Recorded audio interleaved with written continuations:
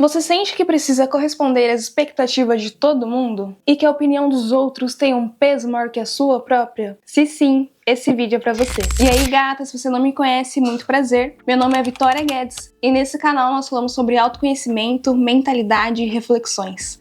Seja muito bem-vinda e estamos com 102 inscritos. Muito obrigada pela colaboração de vocês, por vocês estarem fazendo parte da história do canal aqui da Vitória Guedes. Muito obrigada, um beijo pra todos vocês e vamos pro vídeo.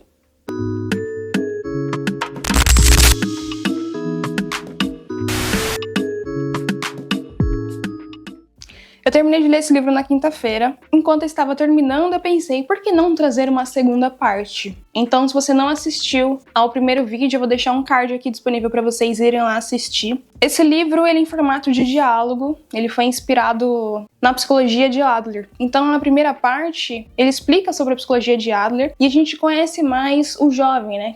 Com os questionamentos que ele tem. E o livro todo, o jovem, ele traz questionamentos que muitas das vezes nós temos, crenças que nós também temos. Então, se você tiver interesse de ler esse livro, deixe o seu ego de lado e abra sua mente para você conhecer novas possibilidades, novas perspectivas de você enxergar a vida. Eu separei algumas partes. Enquanto eu estava lendo, quando eu estava chegando no final, que eu pensei, por que não gravar um outro vídeo? Então, eu separei mais do final aqui. Busquei algumas partes antes. E a primeira parte que eu vou entrar aqui com vocês é quando o jovem pergunta o que é liberdade. E o filósofo responde que liberdade é ter coragem de ser detestado. E aqui o jovem, ele fica, como assim? A liberdade é ter coragem de ser detestado? Eu tenho que ser uma pessoa arrogante a esse ponto de uma pessoa me detestar? Mas na verdade não. Às vezes, mesmo nós sendo gentis, sendo nós mesmos, as pessoas ainda assim vão ter pessoas que não vão gostar da gente. E aqui ele mostra que tá tudo bem. A gente não tá aqui para agradar a todo mundo. Então aqui na página 150, ele fala sobre isso. O jovem, ele vem com... Como assim?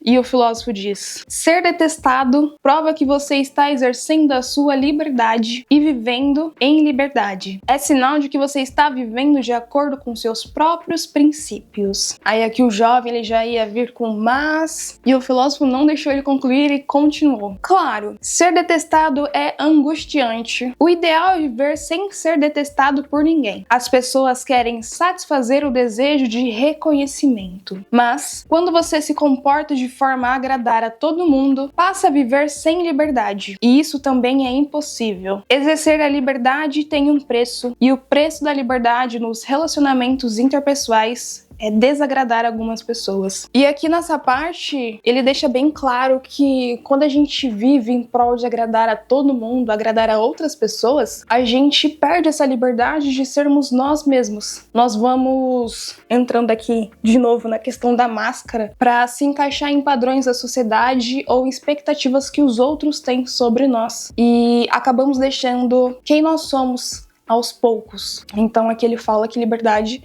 é ser você mesmo, sem se importar com o que os outros vão dizer e não ficar preso na opinião dos outros, e sim ser você. Aí na página 151, ele diz: você não se prepara para ser arrogante, nem se torna arrogante, apenas separa tarefas. Pode haver uma pessoa que não simpatize com você, mas isso não é a sua tarefa. E repetindo, pensar coisas como ele deveria gostar de mim, ou fiz de tudo, portanto é estranho que ele não goste de mim. É uma forma de pensamento orientado para a recompensa de ter intervido na tarefa de outra pessoa. Antes ele disse que ele não é muito de acordo com a psicologia behaviorista, que entra em recompensa e punição. Então, por isso que ele diz aqui que essa forma de pensamento está orientada à recompensa, de que eu preciso fazer de tudo para que a pessoa goste de mim e assim eu ser recompensado. Mas que isso não deve ser assim, e que isso é tarefa da outra pessoa. Ele fala da importância da gente dividir tarefas. E nesse caso, se a pessoa ela não gosta de você, isso é uma tarefa dela. A sua tarefa você fez, de ser você mesmo. Aí aqui embaixo ele continua: vá em frente, sem medo da possibilidade de ser detestado. Não viva como se estivesse rolando morro abaixo, e sim subindo a ladeira. Não consiste a liberdade do ser humano. Vamos supor que eu tenha duas opções à minha frente. Uma vida que todas as pessoas gostem de mim e outra em que algumas me detestem. E que se eu tivesse de escolher uma, eu escolheria a segunda sem pestanejar. Antes de me preocupar com o que os outros pensam de mim, quero seguir com meu próprio ser, ou seja, quero viver em liberdade. Então aqui ele enfatiza mais uma vez que quando a gente fica literalmente, nós ficamos presos que os outros vão achar de nós ou se os outros não vão gostar da nossa pessoa. E que se a gente for viver assim, a gente literalmente vai ficar preso. Então, ao invés de ter várias pessoas que gostem da gente, é preferível que tenha menos pessoas, mas que ainda assim nós possamos exercer a nossa liberdade de ser quem nós somos. E quando a gente ficar preso nessa questão, nós deixamos de ser quem nós somos, nós deixamos de... Exemplo, se você escreve poemas ou produz algum tipo de arte e fica preocupado em mostrar isso nas redes sociais, pode ser que você tenha medo de não agradar a todos. Mas ainda assim pode ter pessoas que vão gostar da sua arte, que vão gostar de ver a forma em que você escreveu ou que você produziu. E você vai ficar preso guardando tudo que você criou com medo da opinião dos outros. Então é um ponto pra gente parar e pensar nessa questão de que nem sempre a gente vai agradar a todo mundo e tá tudo bem. O importante é que nós mantemos essa liberdade de ser quem nós somos. Afinal, o nome do livro é A Coragem de Não Agradar, né? E à frente ele fala da importância da contribuição. Em uma das partes que eu li pra vocês, ele fala sobre o reconhecimento. Que às vezes, quando nós pensamos somente em ser reconhecidos, nós focamos somente no eu e esquecemos de contribuir para as outras pessoas. Adler, ele diz que os problemas eles vêm das relações interpessoais, que são as relações em comunidade, com a sociedade, outras pessoas, mas que nós devemos viver em harmonia com cada uma delas quando nós entendemos que cada pessoa tem a sua tarefa. E ele também fala da importância da contribuição. E na quinta-feira, eu e Guilherme, nós tivemos mentoria.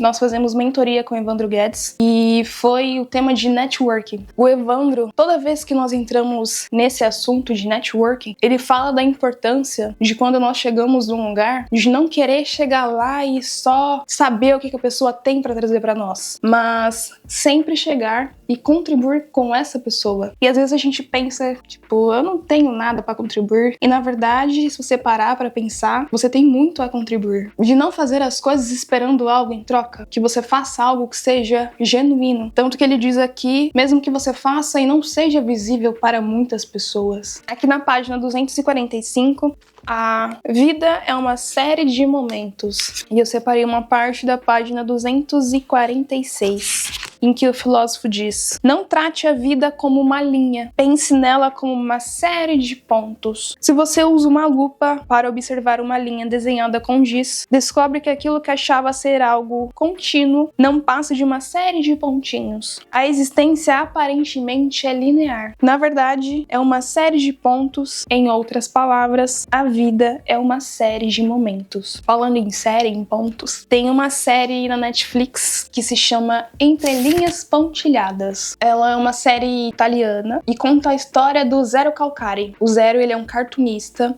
e ele está passando por um momento de crise de identidade. O personagem Zero, ele é ansioso, inseguro e muito reflexivo. Alguém que muitos de nós vive uma luta interna com as suas escolhas, arrependimentos e com a pressão de seguir um caminho correto. Ela é toda construída em cima de memórias e pensamentos que no fundo revelam quanto deixamos de viver o presente por medo de errar. Um dos elementos que são marcantes na minissérie é a personificação do superego dele em forma de tatu. E quando eu assisti a série, eu entendi essa questão do entre linhas pontilhadas, mas quando eu li essa parte no livro, fez ainda mais sentido, porque eu não sabia dessa questão de quando se faz uma linha com giz e olha com uma lupa, você enxerga pontinhos. E isso nos mostra que, às vezes, nós tentamos fazer um plano, uma risca para seguir a nossa vida, mas que ainda assim ela tem esses pontinhos e que às vezes não pode acontecer de uma forma em que foi planejada, mas que ainda assim você pode chegar neste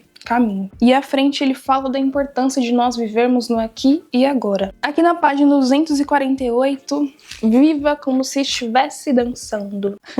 Aí aqui o jovem ele fala, basta dançar no agora? E o filósofo responde, sim.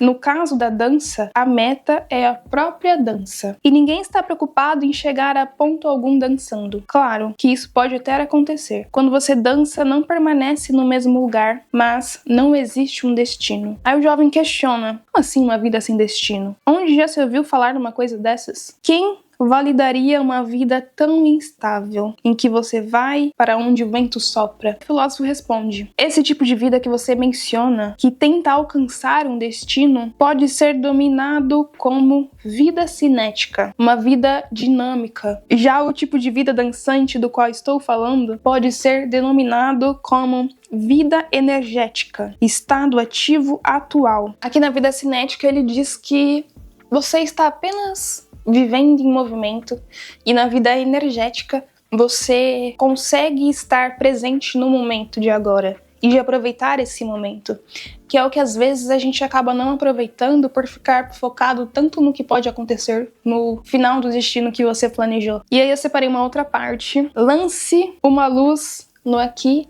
e agora. Essa parte aqui foi uma das minhas preferidas. Na página 252, o jovem diz, quando refutou a etiologia, que é o conceito utilizado por Freud, em que focamos na causa, então, se é na causa, nós ficamos presos no passado e levamos isso como algo determinante. Então ele diz aqui, quando você refutou a etiologia, você rejeitou o foco no passado. Disse que o passado não existe e não significa nada. Dou o braço a torcer com a relação a esse ponto. É verdade que não se pode mudar o passado. Se existe algo que pode ser mudado, é o futuro. Mas, quando defende esse estilo de vida energético, você está refutando o planejamento, ou seja, está rejeitando até a mudança do futuro por vontade própria. Então você rejeita olhar para o passado, mas também para o futuro, como se pedisse que eu ande de olhos vendados por um caminho sem rumo. Claro, é importante a gente ter momentos para planejar o que nós queremos, mas aqui ele está falando que não podemos ficar presos olhando só para o passado e para o futuro, e aqui ele vai vir com um ponto muito interessante. Imagine que você está num palco de teatro. Se as luzes estiverem acesas, você conseguirá enxergar até o fundo da plateia, mas se estiver sob um refletor brilhante, não verá nem a primeira fila. Nossa vida é exatamente assim. Quando lançamos uma luz fraca sobre a nossa vida inteira, conseguimos ver o passado e o futuro, ou pelo menos imaginamos que conseguimos. Mas quando apontamos o refletor potente no aqui e agora, não conseguimos enxergar o passado e nem o futuro. Que o jovem lhe pergunta, um refletor potente? E aí ele diz, sim, devemos viver mais intensamente apenas no aqui e agora. O fato de pensar que vê o passado ou prevê o futuro prova que, em vez de viver intensamente o aqui e agora, você está vivendo em um crepúsculo obscuro. A vida é uma série de momentos, e nem o passado e nem o futuro existem. Quando tenta focar no passado ou no futuro, na verdade, está tentando encontrar uma saída. O que aconteceu no passado não tem a ver com seu aqui e agora. E o que o seu futuro pode reservar não é assunto para o momento. Se você está vivendo intensamente o aqui e o agora, não vai se preocupar com estas coisas. Em que ele fala que o problema está que você olha para frente e vê a escuridão, que paira sobre o final da história. Além disso, você vai tentar viver uma vida alinhada com essa história dizendo, minha vida é assim, então não tem opção se não viver desta maneira. E não é por minha causa. Isso acontece por causa do meu passado, do meu ambiente e etc. Mas nesse caso, reviver o passado não passa de uma saída. Entretanto, a vida é uma série de pontos, uma série de momentos.